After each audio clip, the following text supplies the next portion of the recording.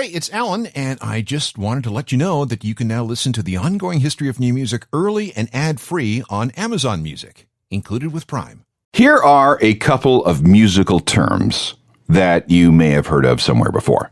Number one is earworm. That's when a clip of a song keeps running through your head over and over and over again on a loop, and it drives you crazy. Everybody's had one of those. Term number two is Mondegreen. That's a misheard lyric, and a great example is in Jimi Hendrix's Purple Haze. He sings, "Excuse me while I kiss the sky," but millions of people hear that as, "Excuse me while I kiss this guy." There are lots and lots of Mondegreens in popular music.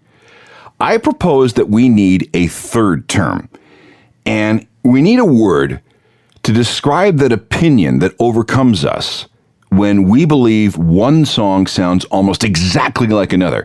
And I know you know what I mean. You hear a new song, and this brief sense of déjà vu fills your head as your brain tries to correlate its musical database with what you're currently hearing. And when all the processing is complete, you might think, A, hey, somebody ripped off artist X, or B, oh boy, somebody's going to get sued for that.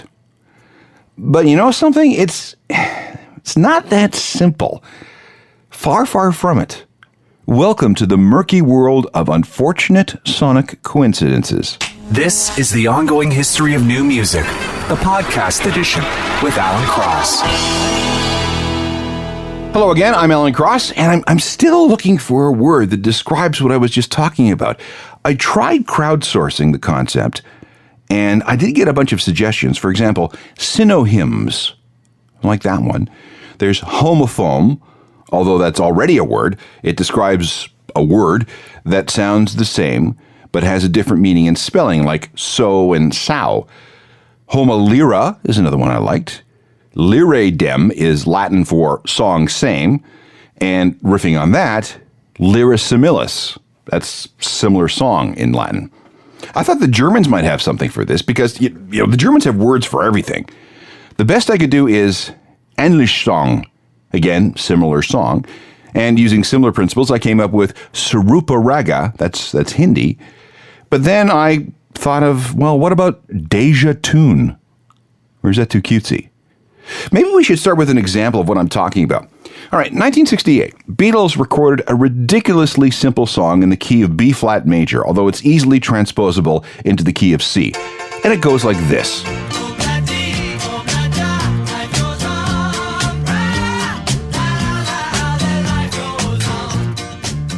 You got that? Pretty much all of Western civilization is familiar with that song. Okay, fast forward now to March 1999, when The Offspring released this single from their Americana album. I won't pay ya, no way. Now, why don't you get a job? Say no way, yeah, no way. Now, why don't you get a job? The Offspring with Why Don't You Get a Job, which sounds an awful lot like the Beatles' Oobla Dee Oobla Da, which was released on the White Album 31 years earlier. Now, this is the kind of thing I want to talk about. These unfortunate sonic coincidences that are sometimes tolerated, sometimes litigated, but are almost never ignored. As far as I know, there was never any public action involving the Offspring and the Beatles. They just treated it as some kind of homage, I guess. Just as there was nothing involving the Dandy Warhols,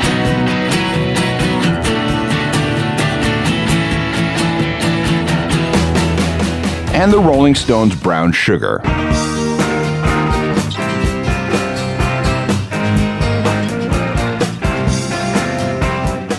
Or Delta Goodrem and her song Sittin' on Top of the World.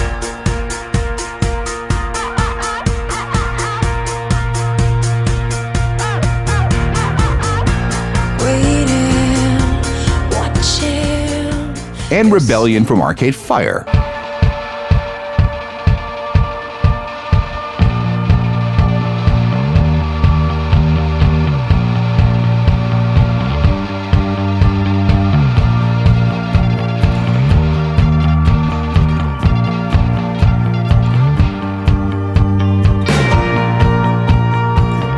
No legal action was taken with the above, as far as I know, but we've all heard about Robin Thicke versus Marvin Gaye and Led Zeppelin versus Spirit. So what constitutes plagiarism, theft, copyright infringement, and just plain coincidence? This takes some very, very careful explaining. First, though, we have to go through some basic music theory. Western music is based on a scale of 12 notes. All of these notes are related to each other mathematically by a series of ratios known as intervals of a semitone. And it goes like this.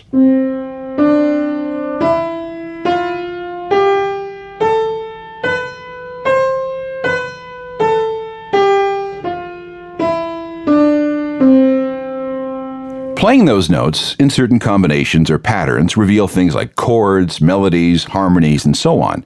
And these are the building blocks of our music. Everything from the greatest Mozart symphony to the dumbest pop song are constructed from this stuff. Now, at first, you might think that there are an infinite number of ways these notes can be used. Not so. The numbers are very, very big, but definitely finite. Somewhere around 479,001,600. And that's just if you play each one of them once. But if you accept that there are many ways to play one note, whole notes, half notes, quarter notes, eighth notes, 16th notes, 32nd notes, you end up with a much bigger number, somewhere north of just 1 quintillion possible combinations. That's a 1 followed by 18 zeros. And if you played a new combination of notes every second, it would take you 33,063,236,360 years, which is at least 5 times the age of the universe. Again, that's just for non-repeating sequences using the 12 notes of the chromatic scale. But, hang on. You just can't stick a bunch of tones and semitones together and expect them to sound good. Music has to sound pleasing to the ear and has to reach into the soul, right? And this is where things get complicated. So despite all the talk about big numbers, there are only so many ways in which to order these sounds. And if we narrow down what we're looking for, say the sounds that go into making a rock song, the numbers quickly get much, much smaller. And at some point, people are going to inevitably start repeating things. In other words, songs are not like snowflakes. At some point, there's going to be duplication. Now, whether that duplication is intentional or not is another matter, but we'll get to that. Here's another example of the kind of thing I'm talking about. This is a clip of a Tom Petty song called Mary Jane's Last Dance, which was released in 1993.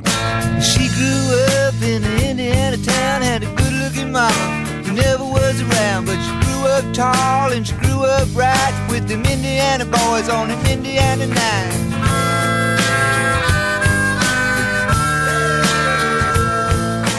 Now let's go ahead about 13 years for the Red Hot Chili Peppers' Stadium Arcadium album. This is where we find a song called Danny California. Getting born in the state of Mississippi, Papa was a copper and the mama was a hippie. In Alabama, she was swing a hammer. Price you gotta pay when you break the panorama. She never knew that. Got that? Tom Petty?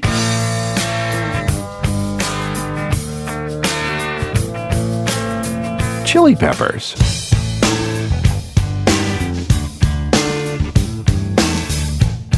All right, so what happened here? Was this the Chili Peppers blatantly and consciously copying Tom Petty? Well, if so, that's plagiarism, the act of appropriating someone else's work and passing it off as your own. Or was this just a case of an unfortunate sonic coincidence? Now, Petty did not get bent out of shape about this one. Here's what he told Rolling Stone. I seriously doubt there is any negative intent here, and a lot of rock and roll songs sound alike. Ask Chuck Berry. The Strokes took American Girl for their song Last Night, and I saw an interview with him saying where they actually admitted it, and that made me laugh out loud. I was like, okay, good for you. If someone took my song, note for note, and stole it maliciously, then maybe I'd sue. But I don't believe in lawsuits much. I think there are enough frivolous lawsuits in this country without people fighting over pop songs. Good for you, Tom. Fine. But let's roll ahead to the spring of 2014, when Sam Smith released this huge hit single. Oh, won't you stay with me? 'Cause you're all I need. This ain't love, it's clear to see. But darling, stay with me. Which many people recognized as being similar to Tom Petty's 1989 hit, I Won't Back Down. Well, I know what's right. I got just one line. In a world that keeps on pushing me around, but I'll stand my ground. And I won't back down.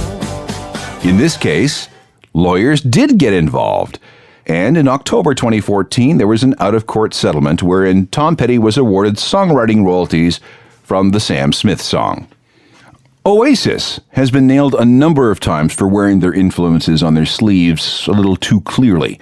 There's a story from the days Oasis was working on their debut album in a communal rehearsal space in Manchester. It was just one of these places where a lot of groups would set up to jam. And according to the story, other people in this complex had to listen to Oasis play the same 10 songs over and over again. And after a while, it became very obvious to everybody else that some of these songs were eerily similar to some very familiar riffs and melodies. And at one point, one of the other bands using the facility, and we don't know who, posted a sign on the door of the Oasis rehearsal room, and it read, "Get your own riffs." So, yeah, they've been in trouble a number of times, and I have an example. Have a listen to this. It's Shaker Maker from the first Oasis album, Definitely Maybe, which was released in 1994.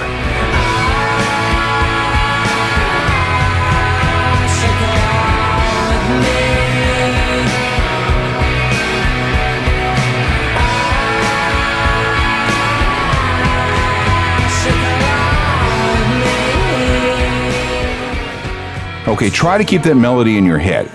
Okay, that's Oasis from 1994. Now, listen to this from 1970. It's a group called the New Seekers.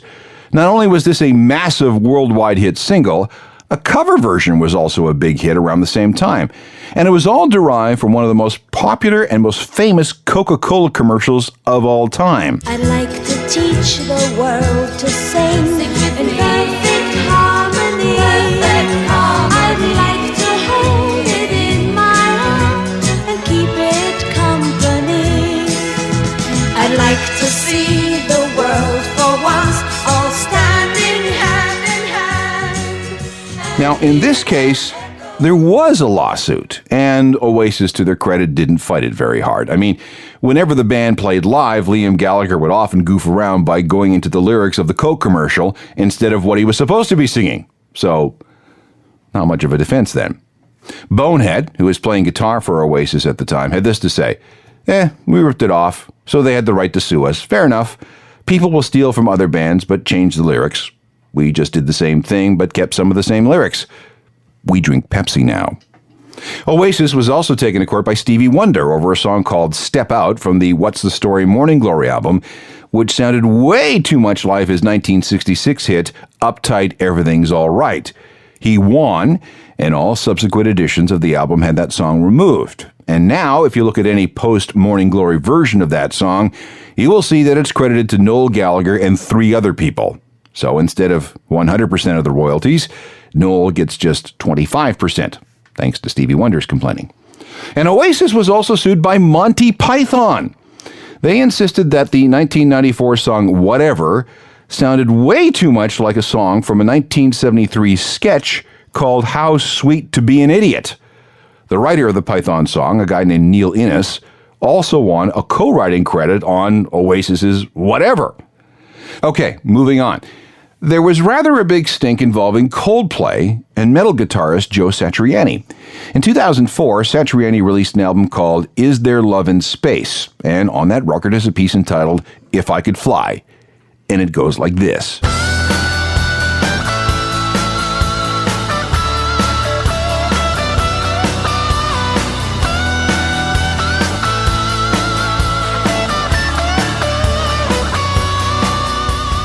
Four years later, Coldplay released the Viva La Vida album, and the title track, just have a listen. I hear Jerusalem bells are ringing, Roman cavalry choirs are singing.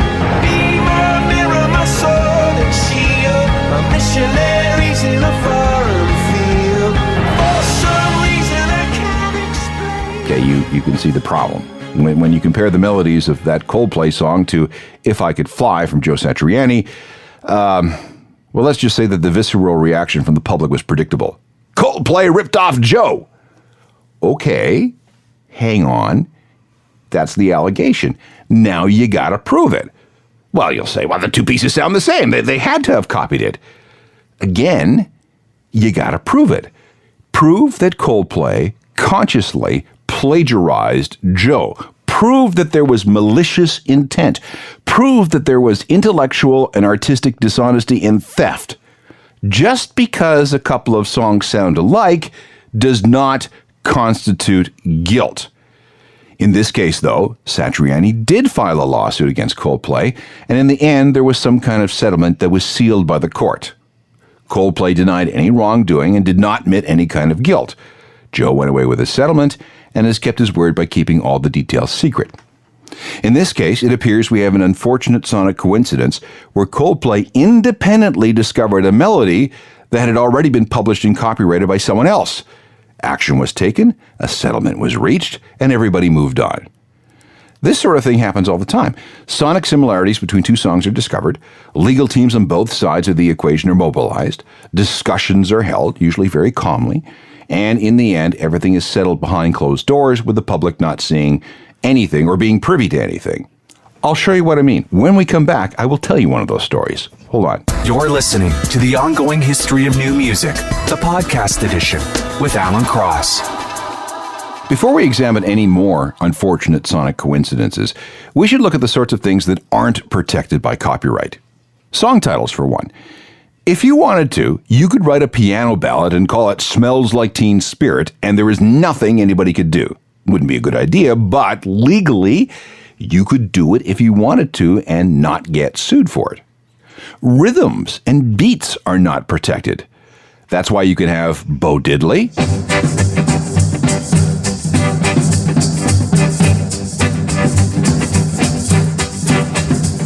and Iggy Pop, and U2, and Jet.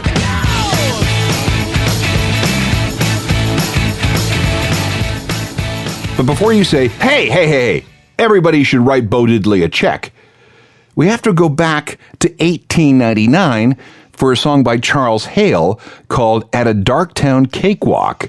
And before that, there's the old 7-note shave and a haircut 2-bits rhythm. You know? Dun, dun, dun, dun, dun, dun, dun. Another thing that can't be copyrighted is chord progressions. If you Google Axis of Awesome, you'll find an Australian comedy group who shows how dozens of songs are built on the exact same 4 chords. Now, I'm not saying that what I'm about to tell you happened with the 3 examples that we've heard so far, but I can tell you that it has happened to somebody I know personally. The bands involved were superstars in their day and sold millions upon millions of records. I'm going to just leave the band names out of it because I'm sort of sworn to secrecy on this one. Together with 2 other people, my friend wrote a song that appeared on an album in 1985. Not only did the album go multi-platinum, but the song he co-wrote was released as a single and reached well into the top 20 on the singles charts. So, nice little paycheck for him. A couple of years later, he gets a call. The call is from a manager of a band in Europe. Hi, he said. My band is just about to release an album that we expect will be very, very big. However, it has come to our attention that one of the songs on this record has certain, shall we say, pronounced melodic and structural similarities to your song. Trust us that they did not deliberately rip you off. It's just that they independently discovered this same melody and structure, and it's just too late for us to go back and change it. So here's what we propose. We would like to cut you a deal. And here's how it worked. In exchange for not suing the band from Europe, my friend ended up with a basic piece of the action for this new song. The more the album sold, the more he got. If the song was released as a single, he got more. And the higher the song reached on the charts, the bigger the checks.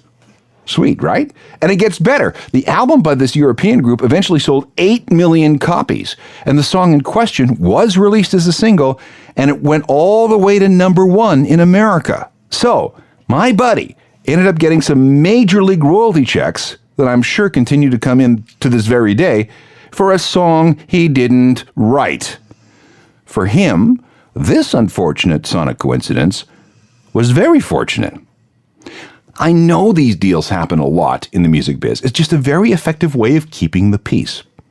Here's another situation where two people on opposite sides of the Atlantic ended up with the same musical idea without knowing that the other existed. We start with Sum 41. Let's have a listen to their 2002 song, Still Waiting.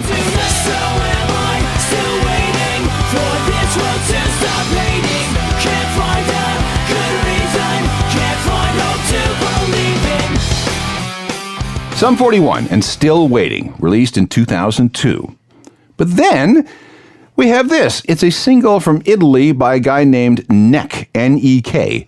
It was called Almenos Ahora, and it sounded like this. Almenos ahora nos miramos sin volver la cara. Las dudas, los hechos me explotan contra el pecho. ¿Será que estamos hartos? Of course, the internet then took over and mashed the two together and gave us this. So am I still waiting for this world to stop hating? Can't find a good reason, can't find hope to believe in. Almenos ahora coraggio di guardarci in faccia. Ridammi del fatto di un partito legato. Ignorance and understanding. Some 41 haters were quick to jump on them, but as far as I've ever been able to figure out, Nek's song came out in 2003, about a year after Still Waiting. Same melody line, but as far as we know, discovered totally independently. Everybody here is innocent. Now let's look at a gray area. One of the big singles off the Foo Fighters' Sonic Highways album was Something from Nothing. And I bring your attention to this particular passage about 90 seconds into the song.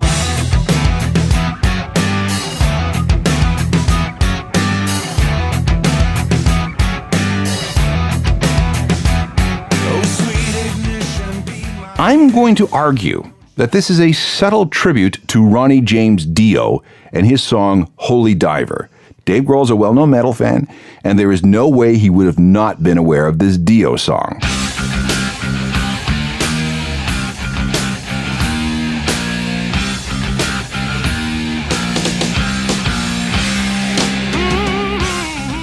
Not exactly the same, but it was enough for some people to start yelling things like, "Rip off!" Again, I prefer the homage explanation myself, and as far as I know, there was no legal action. On the other hand, there was the case of Elastica versus Wire.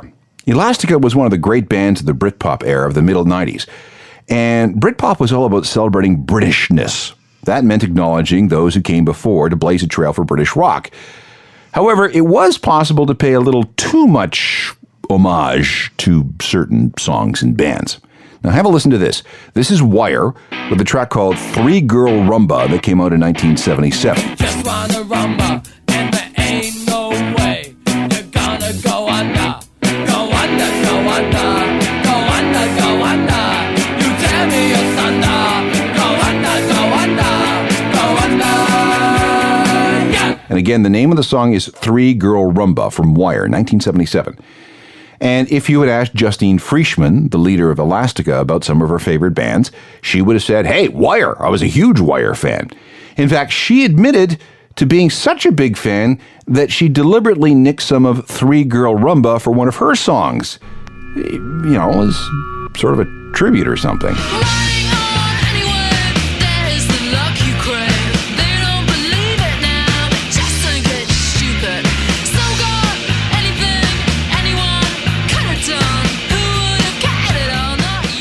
Elastica with Connection from 1994, which sounds awfully familiar to Three Girl Rumba from Wire from 1977. And yes, people did take note.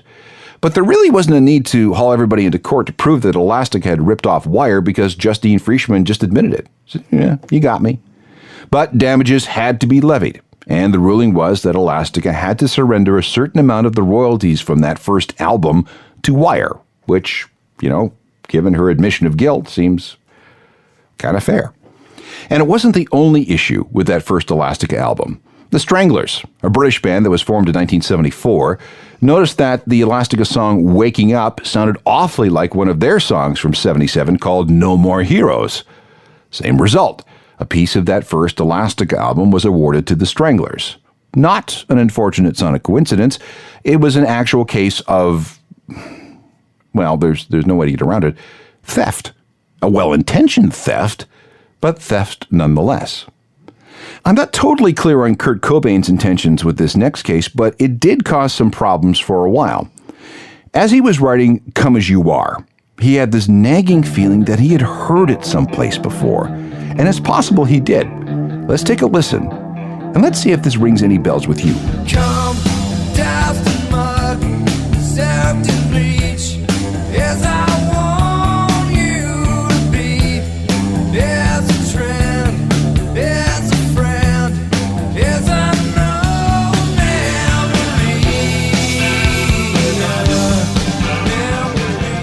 Okay, were you paying attention? Was there anything about that song that could have created a legal problem for Nirvana? Well, actually, there was. It was the opening guitar bit.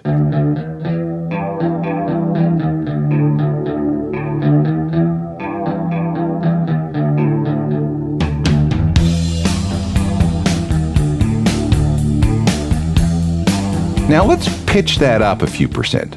Make it go a little faster.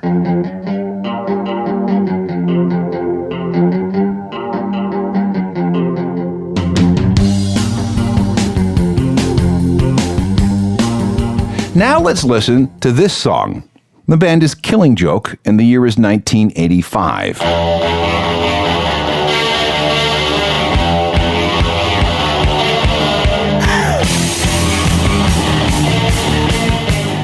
Now, for the sake of clarity, let's pitch that one down.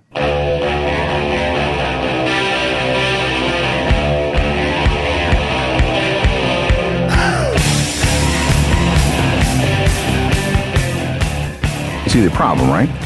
Jazz Coleman, the singer and principal songwriter for Killing Joke, noticed the similarities, but it's very unclear if he really ever did anything about it. Some say that legal action was initiated, but that it was terminated after Kurt committed suicide in 1994. Others suggest that there never was any legal action because Killing Joke respected Nirvana too much. And even if it had gone to court, it's actually rather doubtful that Killing Joke could have made a case. Because another thing you can't copyright, and I didn't know this until I started researching this, you can't copyright a guitar riff, which also takes us back to that Foo Fighters Ronnie James Dio case. And it also explains this from Green Day back in 1995.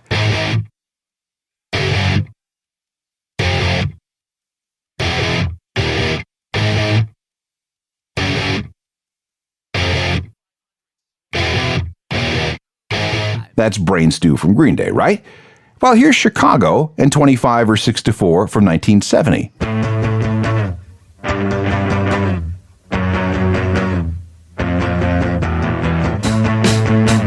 And now here's Babe, I'm Gonna Leave You from Led Zeppelin in 1967.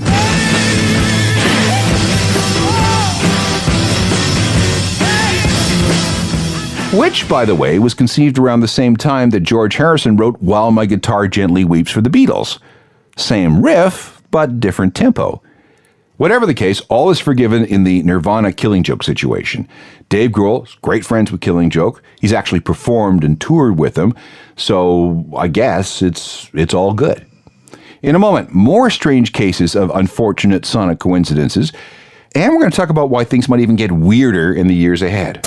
Now, back to the ongoing history of new music, the podcast edition with Alan Cross. We're looking at situations where two songs apparently sound the same, often too much the same.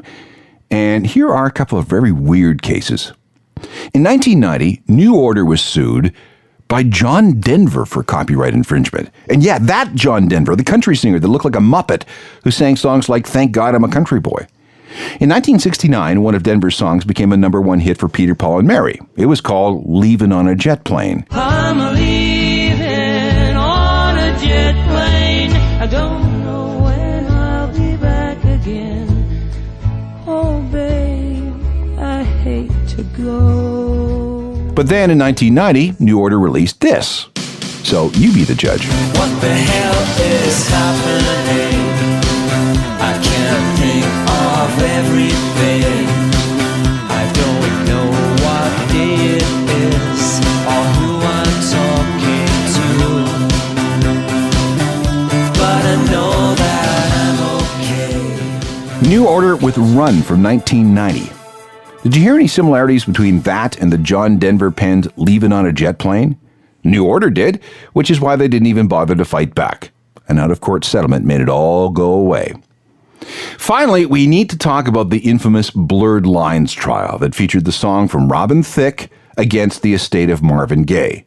They believe that Blurred Lines felt, and that's an important word, felt too much like Marvin Gaye's 1977 song, Got to Give It Up. Here's a comparison I found on YouTube. Baby, it's in your nature. Just let me liberate you. You don't need no papers. That man is not your maker. And that's why I'm gonna take you.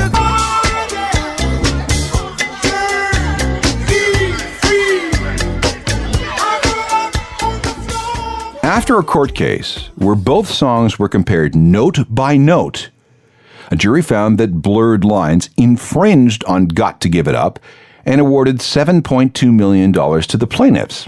Now, let's go back to that phrase, note by note.